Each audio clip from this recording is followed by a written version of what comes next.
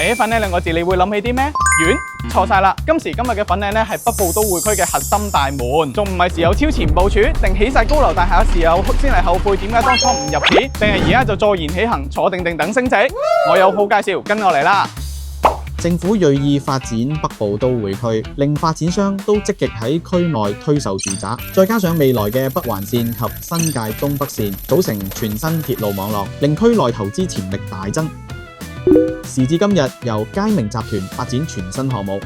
提供90伙，主打一房同埋一房套單位，面積約274平方尺至293平方尺，另有面積約392平方尺兩房單位，單位特設同區罕見嘅3合1環保露台，採光度大大提升。項目預計關鍵日期為2026年1月31號，樓花期極短。項目採用大量剔透玻璃幕牆，採光度極高，加上未來感銅色金屬外牆，單位標準戶層與層之間嘅高度最高達3.5米，頂層天台特色戶層與層之間嘅高度最高達4米，部分特色戶更附設特大平台，全區難求。項目設有2層住客會所，地標建築同區罕有。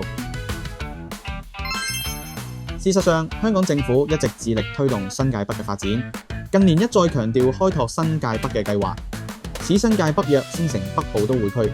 勢必成為香港未來嘅核心發展地域。政府表明北環線已落實發展，而北部都會區發展更係施政報告重點項目。如今項目地理位置優越，既坐落於北部都會區之核心，盡享連接未來北都大學教育城、新田科技城同港深創新及科技園3城優勢，預期新增21萬個創科人才需求。項目可以吸納專才進駐，加上聯和墟市中心9年嚟亦都冇新盤，相信區內已積存一定剛性需求。呢區社區配套完善，配合更完善嘅交通網絡發展，而建嘅行人天橋系統輕鬆連接粉嶺站，成就得天獨厚嘅新一代市場定位，勢必引起市場熱烈追捧。今時今日置業選擇區域時，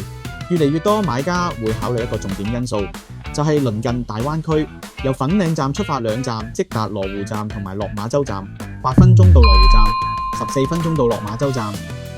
揸車約15分鐘，即達香園圍蓮塘口岸，咫尺之間貫通3大口岸。呢個項目就係其中一個值得投資嘅選擇。另外由粉嶺站出發經東鐵，26分鐘到九龍塘站，29分鐘到旺角東站，36分鐘到會展站，半小時內輕鬆到達各大商場，穿梭沙田市中心、惠坊、又一城、新世紀廣場等購物熱點。隨住非本地生人數限額全面提升，北部都會區將吸納更多學生進駐。項目位於北部都會區核心，由粉嶺站出發16分鐘到達香港中文大學嘅大學站，26分鐘到達香港浸會大學同香港城市大學嘅九龍塘站，仲有34分鐘到達香港理工大學，位於記紅磡站，黃金大學列車一線直達。作者：項目優具民生配套一應俱全嘅聯和墟市中心。聯和墟市中心係個衣食住行皆方便、美食天堂嘅區域，區內商鋪林立，尤其以食聞名，擁有好多特色小食店、老字號麵店、茶餐廳等，